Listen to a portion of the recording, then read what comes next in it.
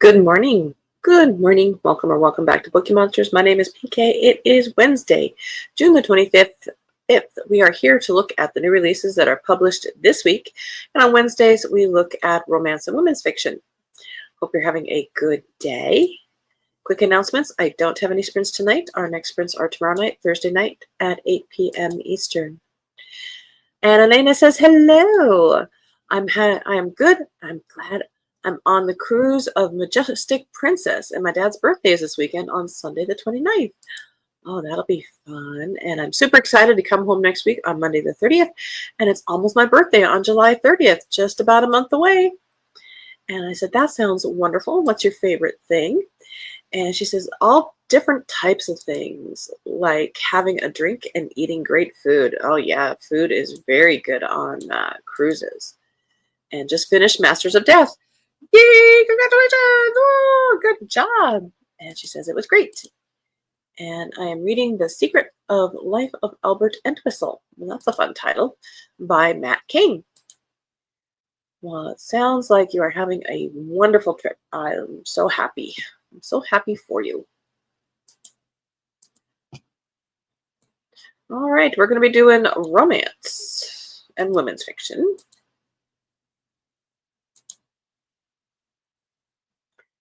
Let's jump in. Let's jump into love. All Roads Lead to Rome by Yamir Said Mendez. All Stevie Choi ever wanted was a cozy life in suburbia, a loving husband, adorable kids, a dog. That simple dream shattered into a million pieces when she was only 17.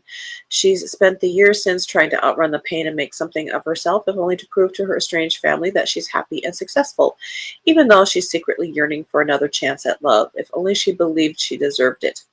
So Stevie drowns herself in her job and in the low season dates new countries, leaving her Utah home base to circle the globe from Paris to Cairo to Cabo San Lucas, curating a gorgeous Instagram feed while spending every new year alone. Then one frigid January day in Rome, she meets Christian. He would be her perfect match if they weren't separated by continents and obligations. Unable to say goodbye, they agree that if they're both single at 70, they'll marry each other if only to have a fun companion to travel with. But through the years, their friendship grows into something more, and suddenly it's up to Stevie to choose happiness. 70 is a big number. That's all I'm saying.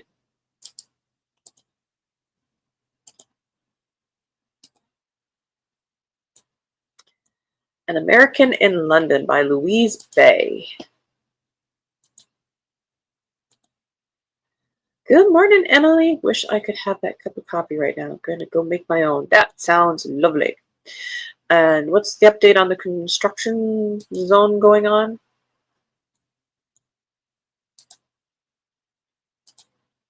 Tuesday Reynolds' dreamy life in Manhattan has gone belly up. Ditched by her college sweetheart and with her Wall Street banking job at risk, she's off to London to prove herself to a new CEO. Plans change when Tuesday meets Ben Kelly, a wealthy, scowly, and movie star handsome stranger.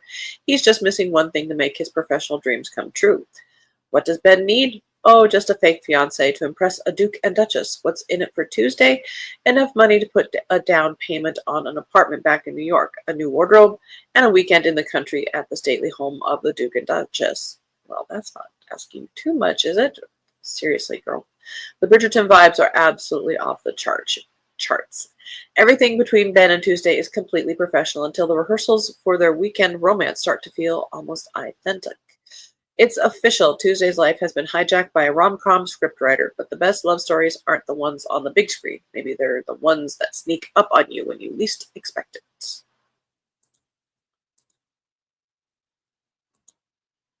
Oh, and if Mary's on, we've got a dress alert, big dress alert.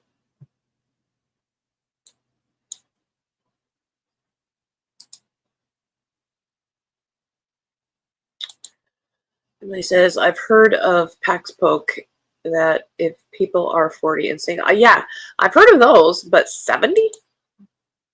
And yay, the roof is done. And they're gone, and it's quiet.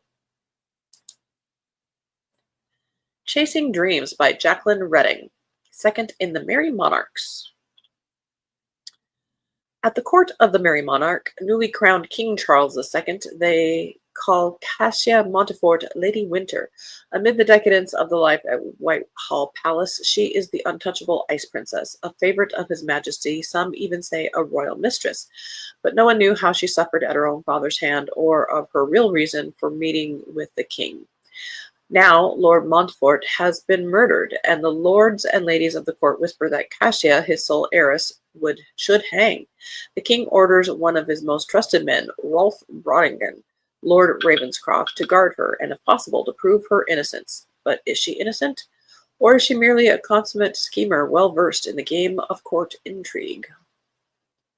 Yeah, but she's got a nice dress.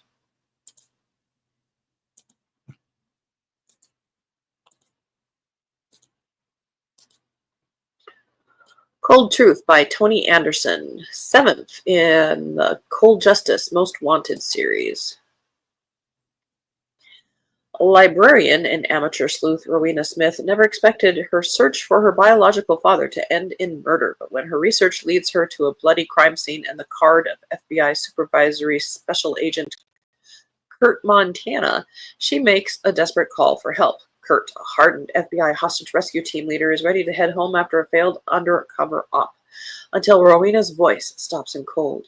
Minutes later, the flight he should have been on crashes, killing everyone on board. Kurt knows one thing. Rowena just saved his life. Now they're on the run through southern Africa, hunted by powerful, unknown enemies who will stop at nothing to keep the truth buried. Forced into hiding, they fake a relationship to stay one step ahead, but their chemistry is all too real. As danger mounts and secrets unravel, their fake romance turns into something raw, intense, and deeply personal.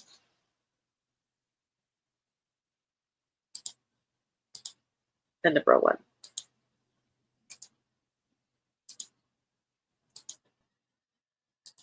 Maisie Yates has a new one, Cruel Summer.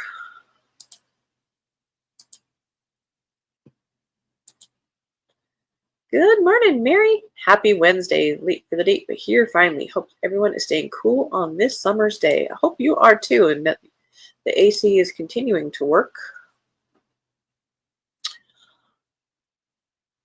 I think we should see other people. This one sentence unravels Samantha Parker's perfect life. She has a loving husband, 3 wonderful kids, and a comfortable suburban life. That's what you say to a boyfriend-girlfriend situation, not a husband. But on the brink of their long-awaited empty nest chapter, Will asks Samantha for something she never dreamed of, an open marriage. Desperate to keep her husband happy, Samantha proposes a summer-long separation with no contact. She knows she has to use the opportunity to find herself, but she also has no interest in being with anyone but Will. She's confident when the season is over, they'll get back together like this time never happened. Then Sam gets an offer of adventure from an unlikely source. Logan Martin, a classic car restorer who happens to be Will's best friend, asks Sam to help him drive across the country to make deliveries. Logan and Sam have never had an easy relationship. He's prickly, aloof, and a little too handsome. And as they traverse the winding roads and breathtaking backdrops of North America, her changing connection with Logan challenges everything she believed she wanted in life, love and passion. When her summer with Logan is up, will she go home to the familiar stability of her past or choose the thrilling uncertainty of her future?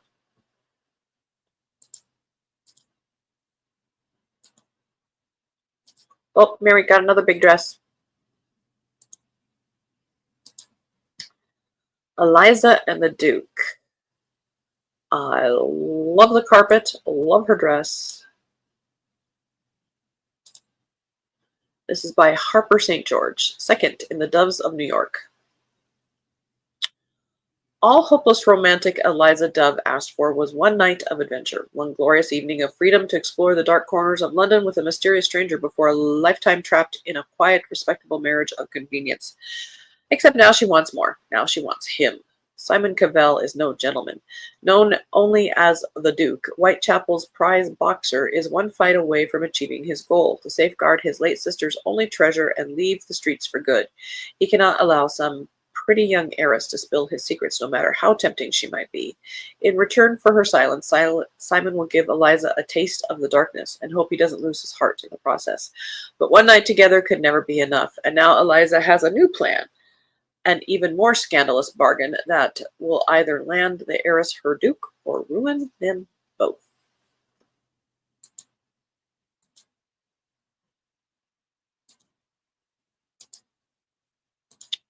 Hey, I got my new stove last night. I haven't used it yet, but it's here.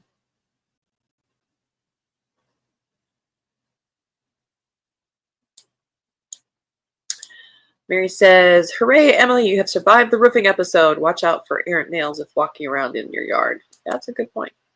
And off today to get my hair cut later this morning. Oh, I bet that will feel very good. And big dresses, love that cover. And a duke, no less. A boxing duke. Emily says, "If I were married and my husband suggested an open marriage, I would not agree to a separation thinking he'll come back to me. It's his way of saying he wants out." Absolutely. I'd say, "You want what? Bye. You go have your freedom and give me half." Mary, you have that right, I think, Emily. Emily, I was going to just ask how the new stove was. Yes.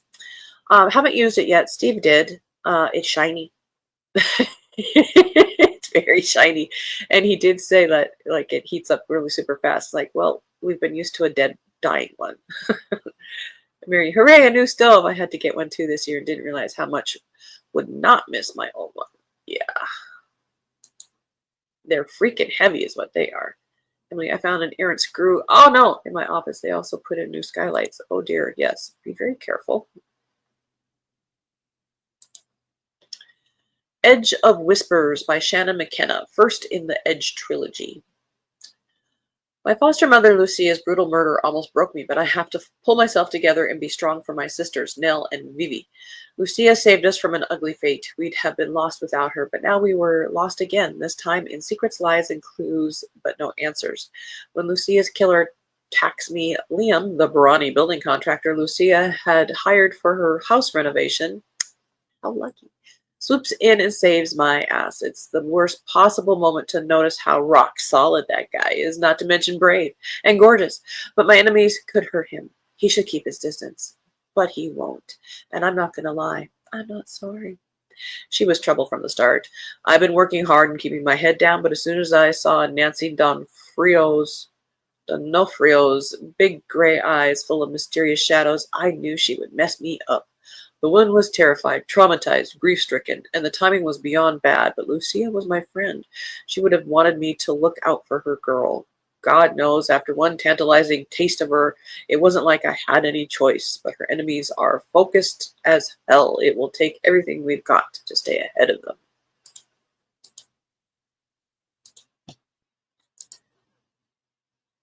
Yep. Hang on, my screen is very dim. Ah, look at that. Light. Fan favorite by Adrian Gunn. 35-year-old Edie Pepper, a rosé-loving, reality TV-obsessed copywriter from Chicago, dreams of plucking her soulmate from the depths of Hinge, or Tinder, or Bumble. Following yet another dumpster fire of a date, Edie is consoling herself with boxed wine and e-news when Ryan Seacrest drops a bomb. Edie's high school sweetheart has been cast as the lead in America's most beloved reality dating show, The Key. And wow, does he look different. Charlie Bennett, Edie's chubby-cheeked, cosplaying, loving high school boyfriend, has had a serious glow-up and is now a world-traveling extreme sports hunk. Desperate to reclaim her one true love, Edie DMs the show's conniving producers, who are more than happy to shove Edie headfirst into the competition. But Charlie isn't quite who she remembers, and he's as desperate to hide his past as Edie is to reveal it. Further complicating matters is Peter Kennedy, the Key's cranky showrunner, who, despite his best efforts, finds himself drawn to Edie's every woman charm. Navigating increasingly absurd dates, Edie starts to rethink everything she thought she knew about love. Really? Really? Reality show? Yeah. Is the biggest risk she ever taken about to culminate in disaster? Or is Edie about to secure the happily ever after she's ever wanted? Find out this season on The Key.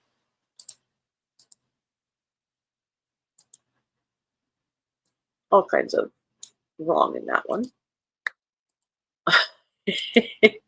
But there are a generation who grew up on that kind of stuff. Mary says, on the first rain, be sure to inspect around the skylights to make sure they sealed them really well. Oh, that's also very good advice. Emily, that sounds like the voice of experience. Emily, it's already rained the day after they put the skylights in. Okay. And it sounds like all is well. Hooray! Finders Keepers by Sarah Adler. Last week, Nina Honeycutt was a professor about to move into a gorgeous new apartment with her long-term boyfriend. Now she's single, unemployed, and living with her parents. Even more surprising is the fact that Quentin Bell, her childhood neighbor and okay, fine crush, is also back in town and wants to resume the treasure hunt that ended their friendship almost 2 decades ago. Hoping the reward promised to whoever finds the rumored riches left behind by the town's eccentric turn-of-the-century seltzer magnate will help her get her life back on track, Nina agrees, because that is a very solid plan. Granted, last time the search resulted in a broken heart and 17 years of silence, but Nina's older and wiser now. Really? You're going after a scavenger hunt. Surely things will be different. Kind of running out of time, and there are a lot of books here. I'd have to do drive-bys early. Link, Thorn Brothers series, book number 1 by Amber Ali. He's a high-powered attorney with everything to lose. She's a small-town massage therapist with nothing to prove. Their worlds were never meant to collide until fate stepped in.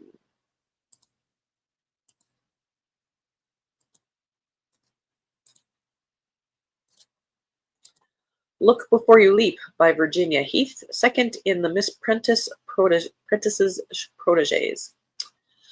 Regency romance series, a single lord is forced to settle down, and when a house party brings a happy-go-lucky lady's companion his way, his grumpy heart is unexpectedly warmed. And she carries a riding whip. Just saying in the cover, she's carrying holding a riding crop. That has nothing to do with the attraction. Smoke on the Wind by Kelly Estes. In the magnificent Scottish Highlands, two devoted mothers, separated by centuries, discover a haunting connection. Struggling with the tragic end of her marriage, Kika Denny is on a bittersweet adventure in Scotland with her son Colin. She's joining him on a week-long hike along the West Highland Way before he enters university in Glasgow. Soon into the journey, Kika's disquieting visions begin. A woman from ages past reaching for Colin, a burning cottage of violence. Scotland, 1801. After Sorcha Chisholm and her son are wrenched from their home in a brutal eviction, they face an arduous trek toward a new beginning. When Sorcha learns she's wanted for a murder she didn't commit, she and her son run for their lives. Then help arrives from the strangest woman in the most unexpected ways. I'm from the future. End of that row. Salty by Kate Myers, a hilarious Caribbean page-turner. Spirited romp on the Caribbean seas. It's an upstairs-downstairs tale. About two estranged sisters who reunite to take down the luxury yacht owner who destroyed their childhood home and might be responsible for the dead body next door. Jill Shalvis has a new one. The Love Fix, 8 in Sunrise Cove series. Welcome back to Sunrise Cove for this heartwarming enemies to lovers tale where found family, forgiveness, and love may just be the key to finding yourself. That's a pretty cover. It's not a big dress, but it's a pretty cover.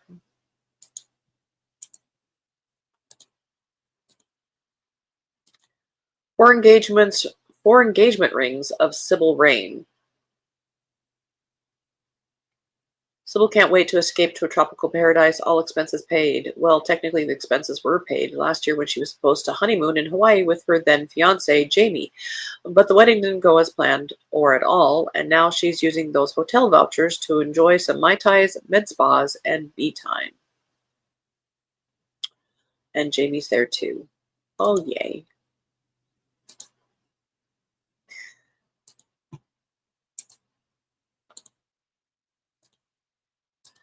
The Divorcetante, The Divatants, Book 1 by Mia Heinzelman. Now, she looks fabulous.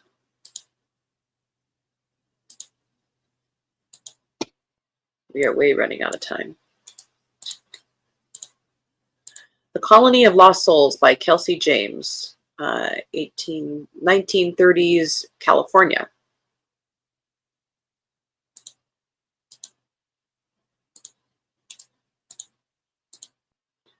The Accidental Favorite by Fran Littlewood. Deeply moving family dramedy, investigating the question so many of us have asked ourselves, do my parents have a favorite? Oh, we know in my family. Sunny Side Up by Katie Storino. Escape into a world of designer clothes and trendy New York City restaurants where career dreams come true at the drop of a hat, preferably by the pool in a flattering swimsuit.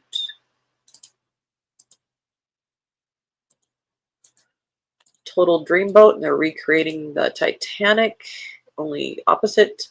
This is by Caitlin Doyle. Irresistible rom-com about what happens when a cruise ship romance goes overboard.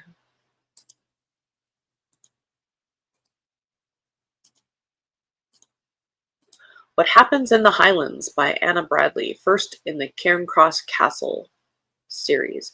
3 unusually gifted sisters in Georgian Scotland must protect their family fortress from those who would steal its rumored treasures and their hearts.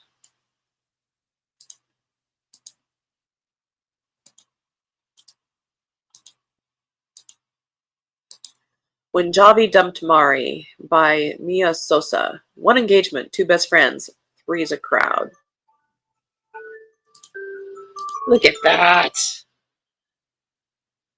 We got to everybody, but of course we didn't get to the summaries of everything, but at least we got to touch base with all of them. Yay.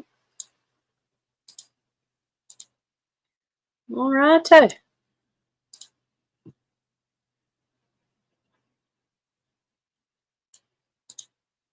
Emily said, I'm hoping so. I didn't think to check around the skylight. And the snark is real.